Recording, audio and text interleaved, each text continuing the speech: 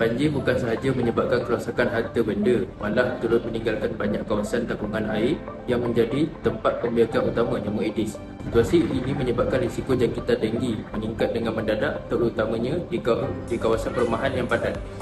Oleh itu, video ini akan membincangkan tentang punca peningkatan kes denggi selepas banjir, langkah-langkah pencegahan dan tindakan pihak berkuasa kesihatan dalam mengawal wabak ini di kawasan Puchong.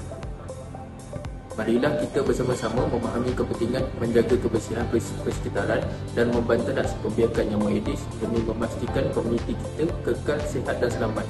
Nama saya Kak As. Saya tinggal kat Puchong dah 4 tahun. Rasa jugalah sebab apa, kalau hari biasa tu memang banyaknya nyamuk. Sekitaran kita lah, jangan bagi ada takungan air, sampah-sampah kena buang. Itulah, ada ke? Kita selalu buat ni lah, aktiviti gotong royong lah antara kampung setiap kampung.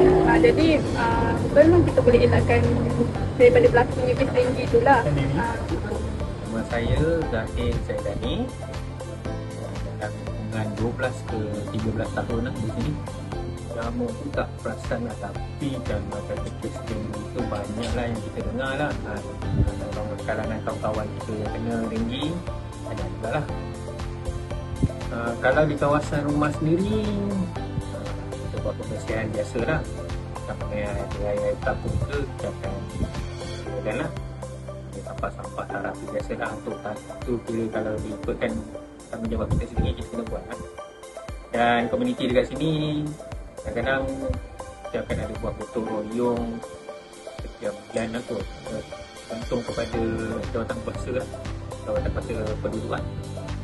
Seperti kata tadi, yang kalau jawatan kuasa penduduk kata, kita akan adakan gotong royong perdana, kita akan jalan sekali lah. Artinya dia akan bagi tarikh, dari sistem tarikh dalam grup WhatsApp, kita akan join lah.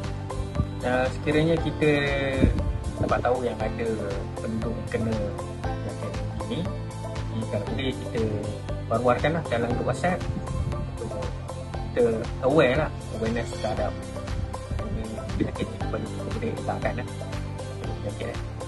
Okey, untuk faktor utama yang menyebabkan peningkatan kes denggi selepas banjir, seperti yang kita tahu, kalau selepas banjir akan menyebabkan situasi keadaan satu kawasan tu menjadi teruk lah, seperti air bertakung. Itu salah satu. Air bertakung selepas banjir ni selalunya akan bertakung di dalam bekas-bekas yang ditinggalkan ataupun bekas yang terbuang lah, seperti baldi, bekas plastik, tayar. Dan salah satu lagi faktor yang selalu kita tengok, lopak air lah yang terbentuk. So that tu punca utama, faktor utama. Masyarakat sepatutnya masyarakat perlu mengamalkan prinsip satu rumah 10 minit lah. Tapi dalam situasi banjir, seperti kita tahu, semua dalam keadaan apa, down, mental orang tak berapa elok, tak sihat lah untuk melakukan kerja pembersihan. So that paling penting untuk utamanya, jangan ada takungan air lah. Betul, perubahan iklim boleh mempercepatkan pembiakan nyamuk Aedes dan meluaskan kawasan endemik. Sebab banjir ni selalu akibat hujan lebat yang tak terkawal.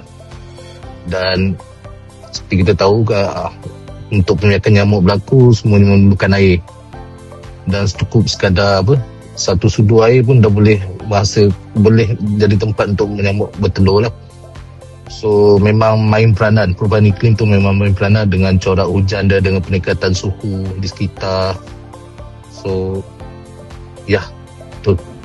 Situasi ini memberi tekanan besar pada fasiliti kesihatan di sekitar Puchong dan daerah Petaling. Kes demam denggi meningkat dengan mendadak, menyebabkan ramai pekerja tidak dapat hadir ke tempat kerja. Gangguan sosial dan ekonomi turut terasa apabila produktiviti menurun. Kerajaan pula terpaksa menanggung kos tinggi bagi operasi pencegahan dan rawatan. Malah, imej Puchong kini dilihat sebagai kawasan berisiko wabak. Bagi menangani keadaan ini, pelbagai langkah konvensional telah dilaksanakan. Antaranya termasuk gotong royong komuniti, aktiviti fogging dan penggunaan lava site oleh pejabat kesihatan daerah. Pegawai kesihatan turut menjalankan pemeriksaan rumah ke rumah ataupun PTP bagi memastikan tiada tempat pembiakan nyamuk. Kempen kesedaran juga diperluas melalui media, sekolah, NGO dan JPKK bagi mengingatkan penduduk tentang kepentingan menjaga kebersihan. Selain itu, pendekatan inovatif terus diperkenalkan melalui laman web Dengue Tracker Puchong. Platform ini membolehkan komuniti untuk melaporkan lokasi pembiakan nyamuk terus kepada pihak berkuasa kesihatan tempatan. Dengan teknologi ini, tindakan pantas dapat diambil untuk mengawal penyebaran wabak. Banjir di Puchong telah meningkatkan risiko kes denggi. Namun, dengan kerjasama komuniti dan penggunaan langkah konvensional serta inovatif, wabak ini dapat dikawal. Mari bersama hapuskan Aedes, lindungi komuniti kita.